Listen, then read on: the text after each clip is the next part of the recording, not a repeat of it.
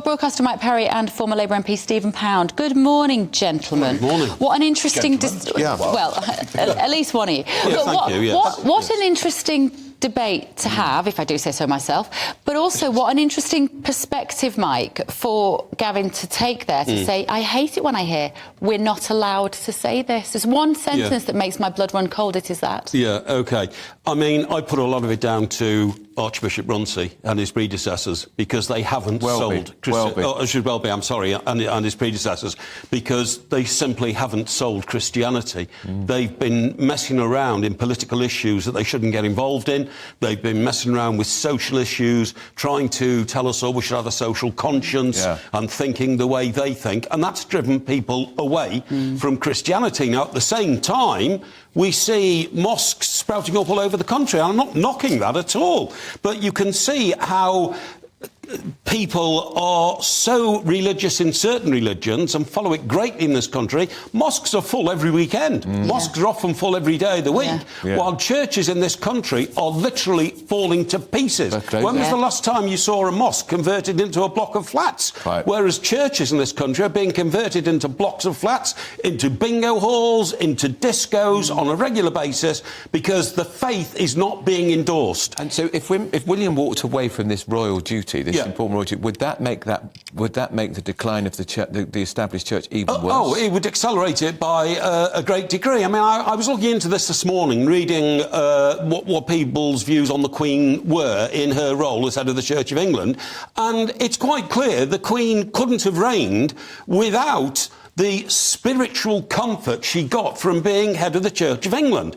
She wasn't just the Queen. She believed that, you know, she had a divine mission to rule as she ruled. Now, if William doesn't think like that, he's not fit to become the head of the Church of England. I mean, this is all speculation at the moment. It's written in the book that you've pointed out. But what I'm saying is there's got to be some clear rule and some clear indication somewhere how William feels and faces up to the role of being head of the Church of England, because it is still very, very important to be, particularly as we are still a Christian country and will be until somebody tells us we're not.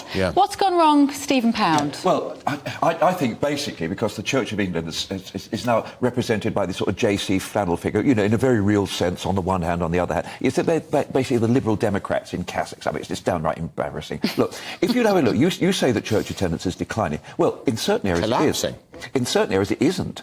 Evangelical churches are booming, and that's where you're seeing places being converted into churches. What's the evangelical churches have got is this certainty, is this determination and this clarity and this lack of compromise. And I think that is the important thing. But look, in the case of Prince William... On the evangelical church, Mike... some of them are quite shocking. Stephen, no, so quite often the congregation is largely predominantly black, and there is that a sense because there's a stronger faith in that community? Well, I think maybe that some of the optics would give you that suggestion, but in reality, I mean, places like the Ealing Christian Centre I know quite well. It's certainly, you don't see a predominance of one race or the other. Yeah, that's certainly. But look, here's the interesting thing. There's only two parliaments in the world where religious leaders can sit in it as a matter of right, and that is the Majlis in Tehran, in Iran, and the British Parliament, where we have bishops in there. Now, I think that we're not going to reopen the whole anti-disestablishmentarianism argument, I would have thought, but there is a real case to be made for Prince William standing back and saying, look, my father has said he's going to be a defender of faiths,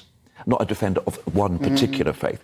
And do we really want to have the leader of this country being also the leader of the church? I'm not sure they want it either. Well, somebody's got to be, haven't they? Somebody's got to be the leader of the Church of England in this country. So why break with the tradition of 5 centuries? Well, no, hang on a second. So you've got the Archbishop of Canterbury is in a similar position to the Pope. Well, he's head of the Anglican Church. Yeah, exactly. That's what we're talking about. Just talking about the Anglican Church. Well, you can't have a person who is the head of all churches in this country. No, but you've just said the recogniser of faith. Charles has said, I am the head of the Church of England, but of course I open my arms to those of other faiths who want to live in this country and who want to pray in this country, of course we're there. But that doesn't mean he's got to go further and say, I think I'll step down as leader of the Church of England. Somebody's got to do that job and protect the institution of 5 centuries and our rights and structurally, in terms of the hierarchy of the Anglican Church, the Archbishop of Canterbury is the world leader of the Anglican Communion. Yes, but in this country, King Charles is the head, isn't he? I know. I don't see that pertaining for much longer, in all honesty. I just don't. Well, how would it be given up then? Would it be by choice or... Well, no, it has to be voluntary. You have to resign. Could you argue that if William stands down, it goes to a senior cleric?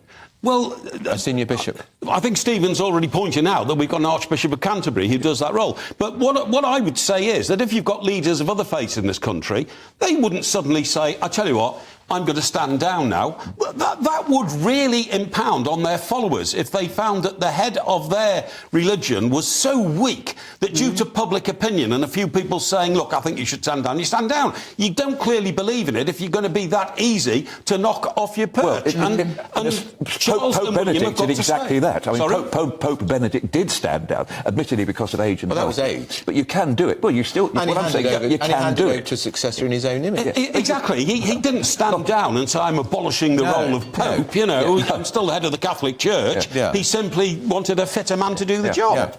He wanted a younger 78-year-old. What about I mean, do you think if he was to do that... I mean, Gavin Ashton was suggesting there could be talk of abdication if he's not willing to take on that role. I really don't think so. I mean... I hope not. Yeah, no. I quite look forward to William being king, in a way. Well, you should interview him more often. I mean, I'm not wishing any... Am I sensing some Republican stuff coming out of you here? You are such a so-and-so, you really... I can sense it. No, look, in all honesty, I used to have the great argument against the Republic was you'd end up, with Tony Blair. Well, OK, so that's a plus. But if you actually think what's happened in Ireland with Mary Robinson, Mary McAleese, people who you hadn't necessarily heard of, who became excellent presidents, I think the problem I have with the monarchy in this country, to be perfectly honest, at the moment, you've got this anti-Catholic bias in it, where you cannot marry into the royal family if you're a Roman Catholic. And I think that's antediluvian. Well, you can be, you have to give it your right of succession. But you are, so you're turning into a Republican.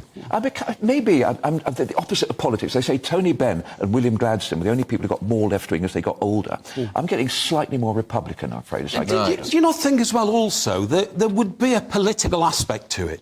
There are a lot of fanatical people around in religions in this world, and if they suddenly saw that the monarch of the United Kingdom was no longer the head of the Church of England, it would honestly entice people to say Christianity is failing. This is a clear indication. Muslims are us. Exactly. It might make our faiths are strengthened. It might make the Archbishop of Canterbury a little bit more sensible and a little more circumspect in his words if he actually there are lots of people. Well, not while we've got Welby there. And you know what? There are so many people at home getting in touch. Danielle said this country is not a Muslim country. It is a Christian or Catholic country.